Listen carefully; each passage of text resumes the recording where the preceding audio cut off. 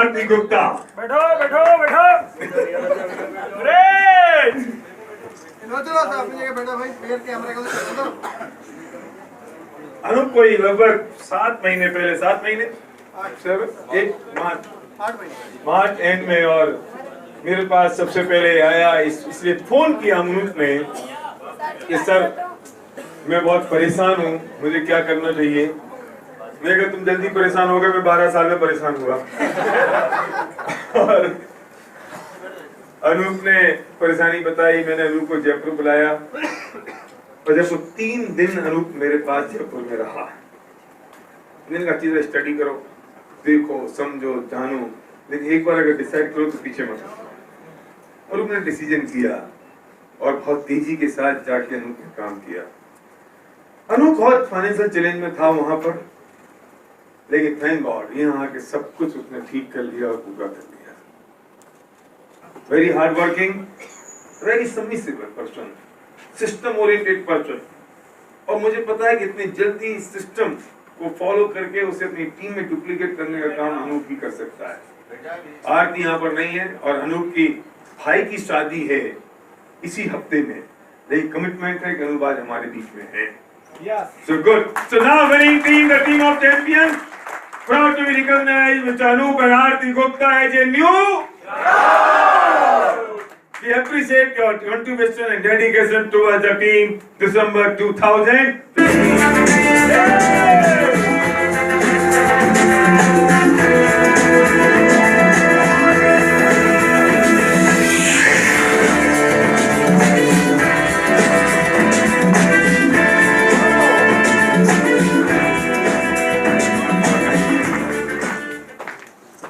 Thank you very much. Life में कई बार ऐसे मोमेंट्स आते हैं व्हेन आपके पास बोलने को बहुत कुछ होता है but you feel speechless, so this is the moment for me and इसके लिए सबसे पहले मैं धन्यवाद देना चाहूँगा उस ईश्वर का, परमपिता का, अपने पेरेंट्स का, जिन्होंने हमें या मुझे इतने अच्छे संस्कार दिए। मैं थोड़ा सा अपने बारे में बताऊंगा और उससे पहले मैं अपनी बात स्टार्ट करूं, सबसे पहले मैं धन्यवाद देना चाहूंगा हमारे सबके गुरु, mentor, none other than Shri SP N Sanjay Bhari ji का। मैं चाहूंगा कि जोरदार क्लैपिंग। मेरे लिए या मेरी लाइफ के लिए, हमारी लाइफ के लिए तो ये किसी एंजल से कम नहीं है।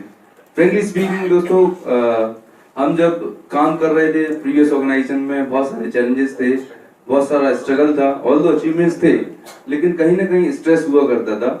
जब इनसे मिला, सर के विजन को देखा और एमबीए में हमने जितना भी ग्रो किया, सर की सीडीज को, वीडियोस को देख देख के हम बड़े हुए और हमारी टीम में न्यू ज्वाइनिंग कराते थे तो सर की सीडीज वीडियो दिखा के ज्वाइनिंग कराते थे। But it's a God plan, कहते हैं ना कि जब आप किसी चीज को बार बार सोचते हो, देखते हो, विजुअलाइज करते हो, वर्बलाइज करते हो।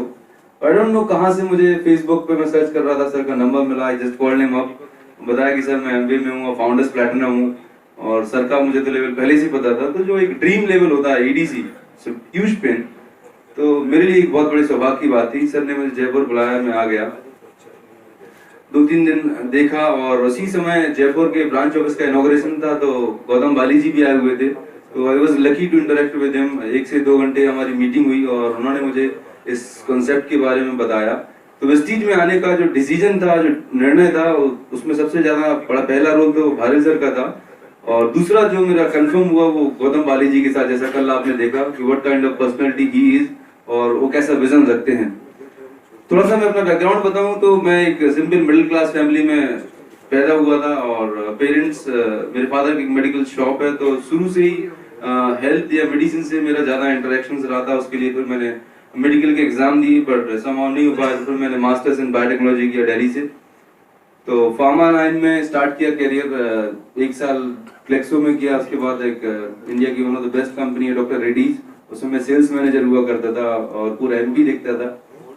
जॉब करते करते मुझे ये लगता था कि मैं जितना प्रोडक्टिविटी कंपनी को दे रहा हूँ, कंपनी कभी सेटिस्फाई नहीं होती, वो आपको एक के बाद एक गोल्स देते जाते हैं, टारगेट देते जाते हैं। तो समहाउ लाइफ में लग रहा था और मैं शायद अपने आप को भाग्यशाली समझता हूँ कि अपनी जिंदगी में, अपने कैरियर में 26-27 साल की एज में एक चीज क्लियर हो चुकी थी कि जॉब करके आप अपनी लाइफ को अच्छे से नहीं जी सकते। You can not be financially free in job. आप गुजारा कर सकते हैं, एडजस्टमेंट करके अपनी लाइफ को लीड कर सकते हैं। तो मेरे पास कोई ऑप्शन नहीं था। लगता था कि अगर बिजनेस करूंगा तो मैंने फैमिली बिजनेस देखा हुआ था, ट्रेडिशनल बिजनेस, मेरे फैमिली में जो बिजनेस होता था तो उसमें मैंने स्ट्रगल देखा था। इन्वेस्टमेंट बहुत लगती है, रिस्क बनी रहती है, कोई सिक्योरिटी नहीं है।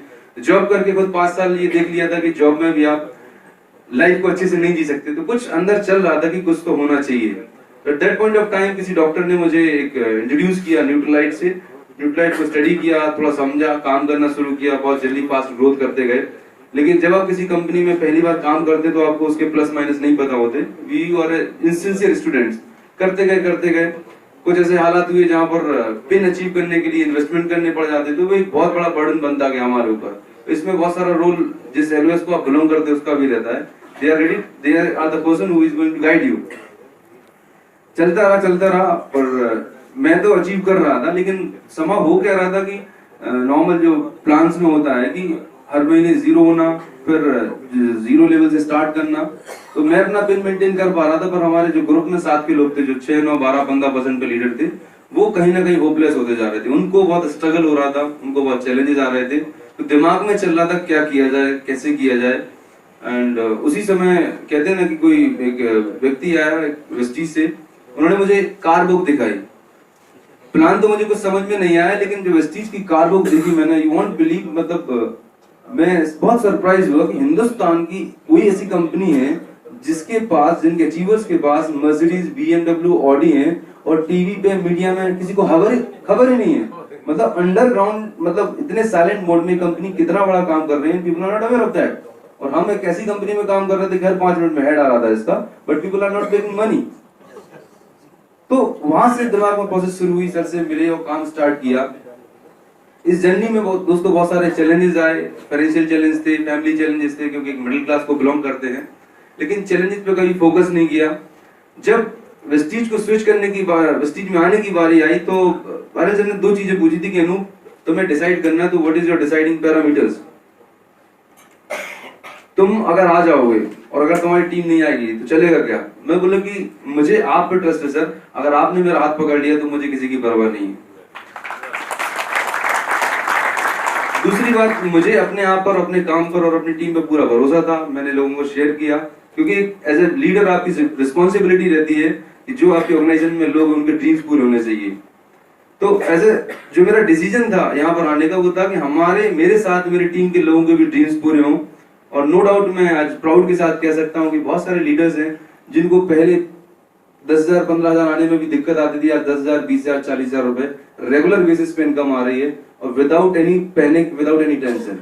So this is the beauty of the system. Marketing plan इतना सिंपल है, प्रोडक्टिव है। तो ये वेस्टीज की जर्नी हुई। और जहां अगर मैं बात करूं कि हमने क्राउनशिप कैसे की, तो कारण एक ही था हमारे पास, क्योंकि मैं जिस रास्ते चल पड़ा था, तो जैसे पुल पे चल रहा था जहां से मैं पिछला पुल समाप्त करता जा रहा था, तो मेरे पास कोई चॉइस नहीं थी दोस्तों वापस जाने की। I don't have any option. मैंने चलती ट्रेन से उतर के दूसरी जगह काम शुरू किया। और ऐसे ही तो जब ऑप्शन नहीं होता आपके पास, जब आप फोकस हो जाते हो, तो आई वर्क लाइक एनीथिंग। मुझे नहीं पता शाम का खाना मैंने कब खाया, सुबह का लंच कब हुआ, ब्रेकफास्ट कब हुआ, मतलब मैं पूरी तरह डिसऑर्गेनाइज हो गया था। दोस्तों, जब आपकी लाइफस्टाइल, जब आपका रूटीन ऐसा डिसऑर्गेनाइज हो जाएगा, तो आप क्राउन के DUCD या उससे भी बड़ी अचीव कर सकते हैं। तो the secret behind this crownship is massive work ethics. कभी पीछे मुड़ के नहीं देखा। लोगों ने बहुत क्रिटिसाइज किया, पुरानी ऑर्गेनाइजेशन के लोगों ने भी बहुत क्रिटिसाइज किया, बट कान बंद कर लिए थे। सिर्फ एक ही चीज थी कि मुझे प्रूव करके दिखाना है, क्योंकि अगर मैं असफल हो जाता तो लोग बोलते कि देखिए हमने बोला था ना, आप नहीं कर सकते। तो I have to prove for my team, for myself कि नहीं मैं कर सकता हूँ, मैंने जो डिसीजन लिया है वो सही है। तो with in 3 months I proved and become diamond, and with in 6 months I become crown.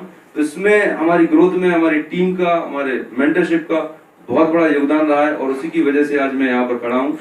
I am telling you, मैं रात को विजुअलाइज कर रहा था कि यदि इस प्रोसेस को अप्लाई कर दिया जाए तो 1 करोड़ रुपए कमाना कोई बड़ी बात नहीं। वेस्टीज जैसे मैं